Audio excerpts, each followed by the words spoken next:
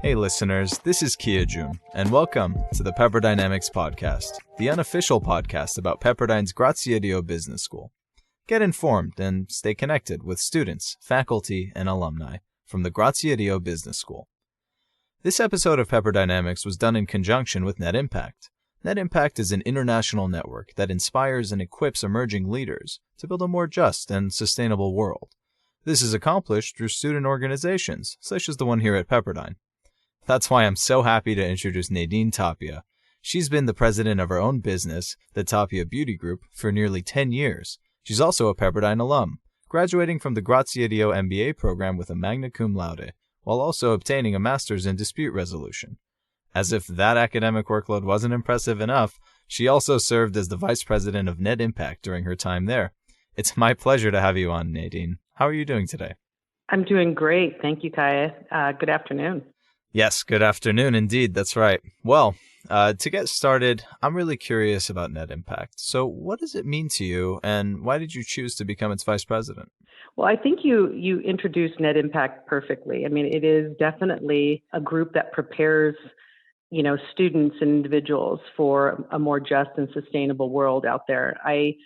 I joined Net Impact because I knew it was a great way for me to dedicate my time around the values that I really care about. So Net Impact has really helped not only myself, but I know other emerging leaders create the surroundings that they want to see. That's fantastic. And just out of curiosity, did you have any personal goals that you had with this organization? I did. Well, originally when I joined Net Impact, I really just wanted to get to know the club a little bit better. I wanted to see if I can, put my little stamp on the world under the group and do some good things around campus. But I quickly learned that Net Impact really needed a few things. They needed more members to the club. There was a need for education. And I think there was also a need to really kind of cross over to the different schools on campus, like the law school, for instance, where I was also attending for my master's in dispute resolution, to kind of engage the students across different campuses, which that quickly became my focus, was to really grow the club. And we're seeing the rippling effects of that today. I mean, Net Impact is one of the biggest organizations in the MBA program, as far as I know. And like you said, it's interspersed through all the other programs. And so to kind of bridge that, can you tell us a little bit about SEER and what your experience with the SEER certificate is while on campus? Well, I mean, SEER, I think if you are an entrepreneur in this day and age, it is super necessary to understand how to engage your community, your workforce, and your suppliers and partners in a way that's going to make a difference in the world. So for me, I was really focused on SEER because I knew that once I attended Pepperdine, I had a specific path in mind after graduation. So to be, more socially, environmentally, and ethically responsible as a business, and even as an individual, there's been a lot of changes in my world. I wanted to kind of be committed to this because I knew this was going to help me in my pathway after graduation. And I'm curious about that pathway. How have you applied these values that you learned from SEER since you've been out of school? I think one of the biggest things I'm celebrating now is I just took my B Corporation assessment last week. So I am en route to becoming a B Corporation. It's probably going to take me about a year because I scored quite low, and most companies do when they first, take their assessment. But that is one of my biggest business pillars, is to become a B Corporation.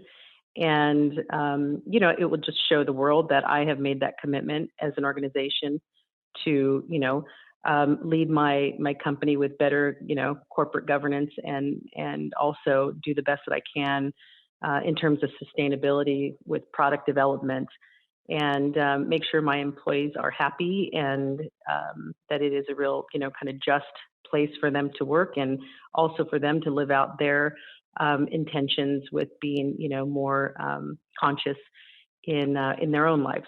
So I've kind of carved out my little place in the world, and now I'm going to become a B Corporation, which is very exciting for me.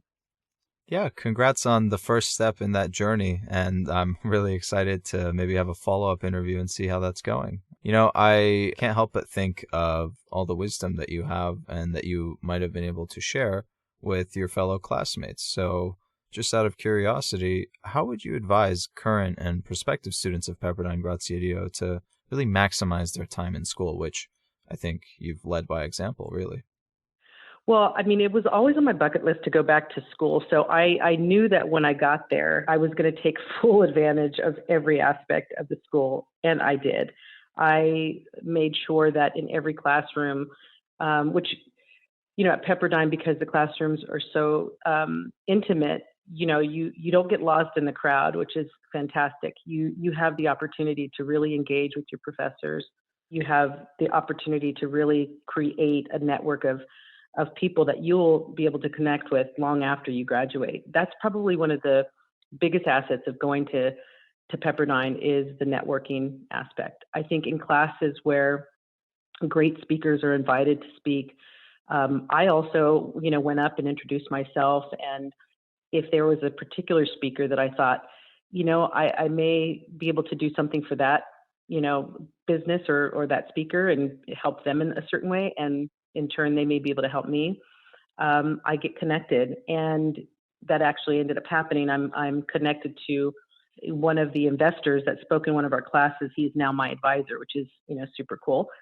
But aside from building a great network, I think just being engaged in class as much as possible. I think you get out of it what you put in, to most anything in life, but I think especially in the classroom environment. I also think joining a club like Net Impact could really make a difference in your life because it can really help in the pathway of what you're doing. And I think just following, things that you're especially passionate about or interested in, like women in leadership was also another passion of mine. So I'd gone to a lot of the events that were on campus. But yeah, just being engaged and participating and being present and, connecting was really important for me. I think these are definitely words of wisdom. And like I said, we can see what you've put it in practice. And that's kind of a model for a lot of our new students to learn from. But what I found is that even though sometimes new students have the right ideas in their head, maybe they're too shy to speak up and be the first person to reach out to an advisor. They're concerned for their time schedule in terms of really trying every club out that they might be interested in. What would you tell to those students who maybe have the right idea but need a little push?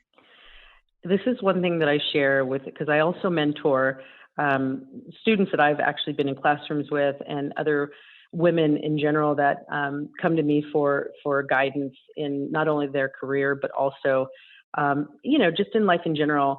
One of the things I do say to people, and I know it's easier said than done, but it is really being fearless. Like the professors and the counselors and, even fellow students are really there to kind of do the same thing. They want equally to be, helpful and engage. And I think if we looked at it from a different lens, that these people are there to help us, and they get a lot of satisfaction out of guiding students and helping students. And this is one place where you can actually take advantage of being a student. When you're a student, people want to help you. They just want to help you. They want to help propel you to where you want to go.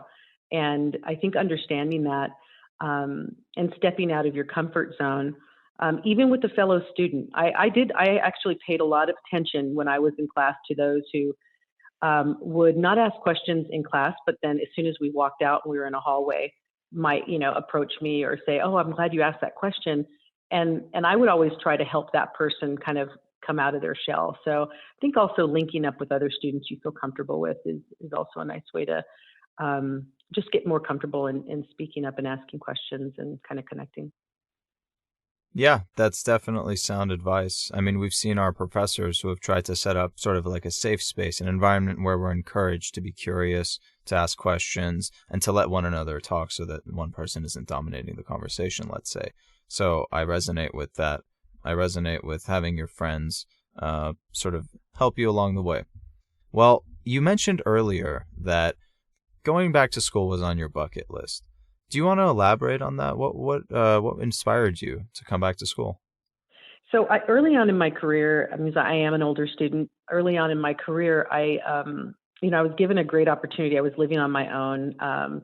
virtually, had my own apartment before I could even kind of go into a 21 and over, nightclub or anything like that. So I actually was pretty independent. And I got a great job, which, I thought I hit the lottery because I was making, a good hourly wage. And so I decided to put school on hold, but I knew it was really important, and I knew eventually I wanted to get back to it. And when I saw in my career, because I led a company called Ulla Henriksen several years back, I actually invested in it as a small, just a minority stakeholder. And the company did very, very well. And we ended up selling it to Sephora. And then eventually, I left the company and took a break. But then I said, well, this is the right time. There's time now I can dedicate to really focusing on school. I had the ability to make that commitment. And so I decided to go back to school. And the primary reason in my industry, which is the beauty industry, I could see things were shifting, and there was changes happening within, the way consumer purchases were happening, with technology, and there was just so many changing aspects of the business. And I really wanted to get in and kind of understand kind of where things were going and in commerce in general. And I am so glad I did. I don't regret it one bit. I think it was the best choice that I've ever made, was to go back to school, because I was surrounded by, millennials and some even younger in some cases, and really learned a lot, not just from the curriculum, but also from my fellow students. And that has helped me develop my products better. So I knew that was a really important aspect of getting back to the barometer check of where business was going. And little did I know that it was going to change drastically again in the last year and a half. So it's just been an interesting ride. But yeah, that was primarily my reason for going back. Well, your story is pretty inspiring, I have to say, Nadine. In terms of sort of, you took a leadership approach. It's, it's not that you weren't doing well, it's that you wanted to be prepared for the future. And like you said, you were tested again when, there was a global pandemic. So I think that takes a certain vision. And I think that's something that we can all learn from. So I appreciate you sharing that wisdom. And with that said, I think we had a lovely conversation. So thank you so much for being on, Nadine. I really appreciate it. Thank you for the thoughtful questions. It's been lovely spending some time with you today. And I can't wait to hear the other podcasts. I love what you're doing on campus. This is fantastic. Thank you. Remember, we don't see things as they are. We see things as we are. So expand your mind's horizons and explore a different dynamic. The Pepperdynamics Podcast.